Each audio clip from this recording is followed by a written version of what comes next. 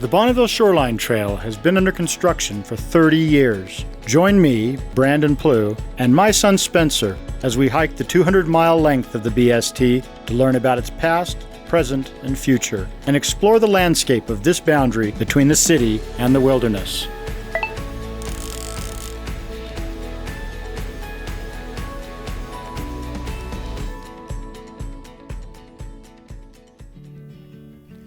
Well, it's a beautiful autumn day here in North Salt Lake. We're going to start our Davis County section of the trail at the, apparently aptly named Wild Rose Park. We have to hit a brand new section of trail up here. Really excited to see how it turned out. Unfortunately, as I said in the last episode, the connector to Salt Lake City section of the trail hasn't been built yet, so we have to start down here, and we got a lot of climbing ahead of us, so let's get to it.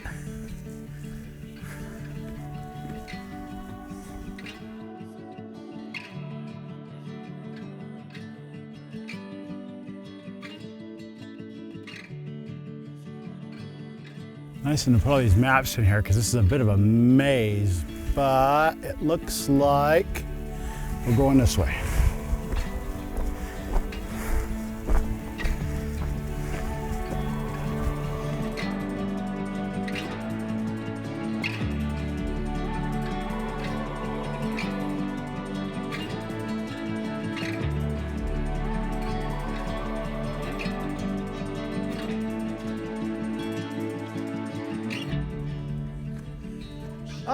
We made it. That was a bit of a climb, but now we're on this new section of the Bonneville Shoreline Trail. That just dead ends just right around the corner there.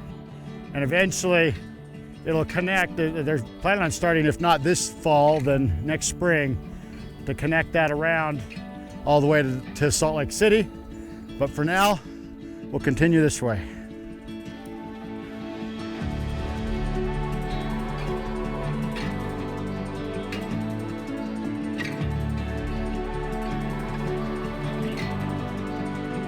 Wow, look at that.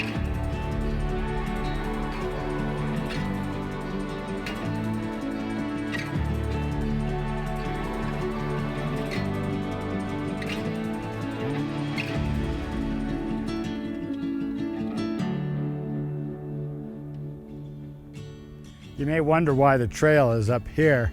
Back when the first real big push for the Bonneville Shoreline Trail took place in the late 90s.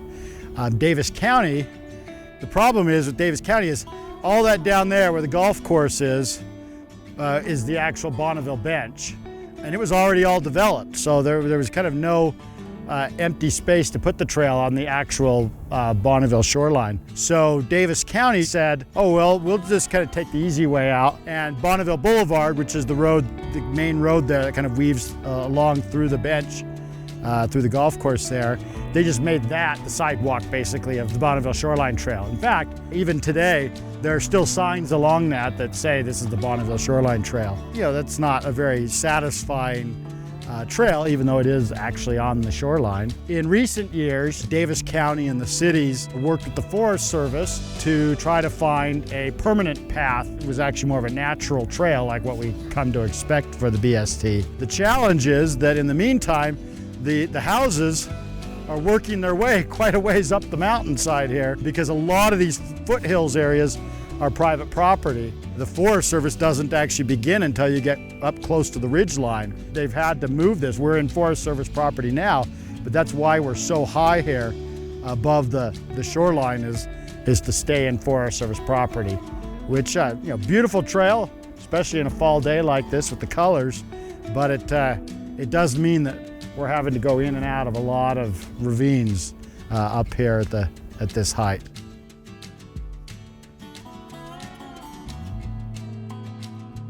This is a beautiful trail on an autumn day. Unlike a lot of the hill slopes along the Wasatch Front, it's not all oak.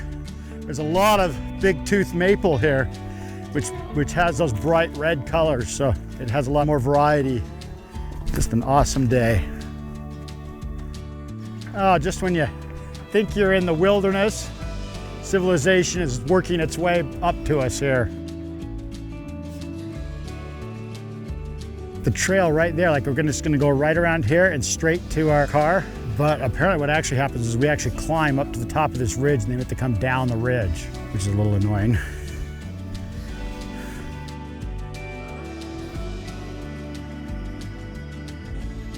Well, we had to climb up a bit here, but you don't realize that we were actually pretty close to the ridge line that drops over into City Creek Canyon. We're pretty high here. This trail actually continues on. It's actually this new section, which some of us affectionately call the Bountiful Bypass. It's about 14 miles long, but not gonna do that today. Today's game day, so we're gonna call it a day and drop out here and we'll pick the rest of this up another day.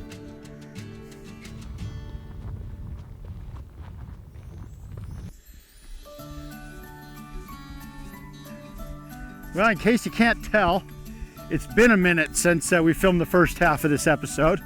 Spencer and I had much busier autumns than we had originally planned.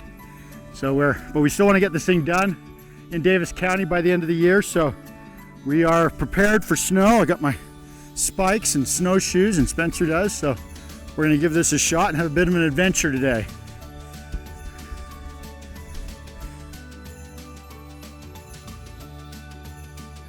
You know, a lot of us outdoors people, or hikers at least, tend to kind of hibernate during the winter or wait until we can go south. I only discovered, or really got into snowshoeing about 3 years ago. I really like coming out here in the winter. Too poor to ski, so this is how I get out and try and stay in shape during the winter time, especially when we have a lot of snow like this. And oh look, here's our trail. And we have virgin snow. This is gonna be fun.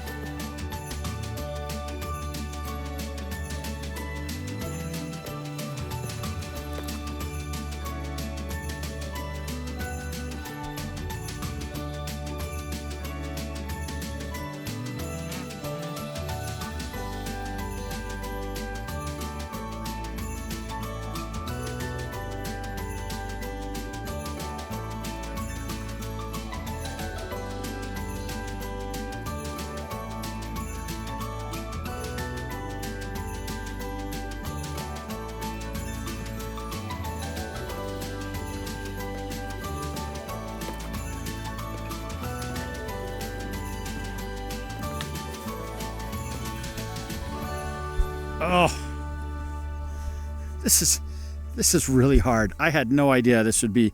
We're in like foot deep powder, and we're blazing new trail here. How are we doing? Oh, we're not even halfway. I don't think there's any way. It's gonna be dark for the last mile or so, I think.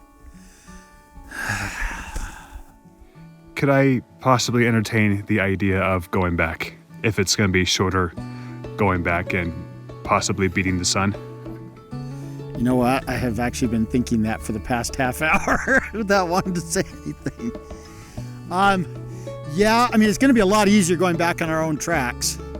And it's going to be mostly downhill. I think at this point we should probably work smarter. I think you're right. If we're not even halfway, this is going to be it's going to be brutal to finish. So I hate to give up, but we are 4 miles in, so this is still a pretty hefty jaunt we're doing. So it should be good. So yeah, let's head back. We can film the rest of the segments next year. Yeah. All right. Let's see how this is walking in our old tracks. Oh yeah, this is a lot easier. The trail here all along has been following this ribbon of cleared land that you can see kind of going straight up over the hills and comes right through here and continues up over the ridge over there. That's a natural gas pipeline between Salt Lake and Wyoming, the natural gas fields in Wyoming.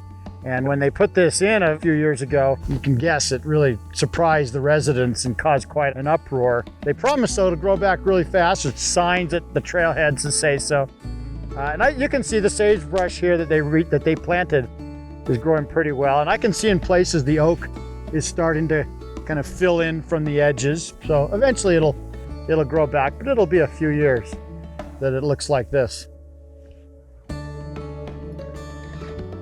Well, it's shaping up to be a pretty sunset over the Great Salt Lake over there.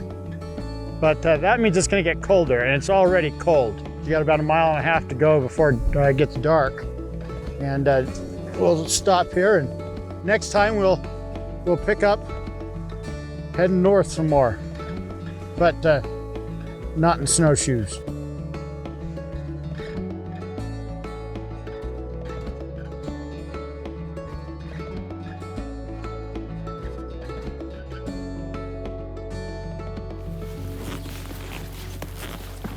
Spencer, this has been a fun adventure, but if I ever suggest an 8-mile snowshoe trip, just shoot me.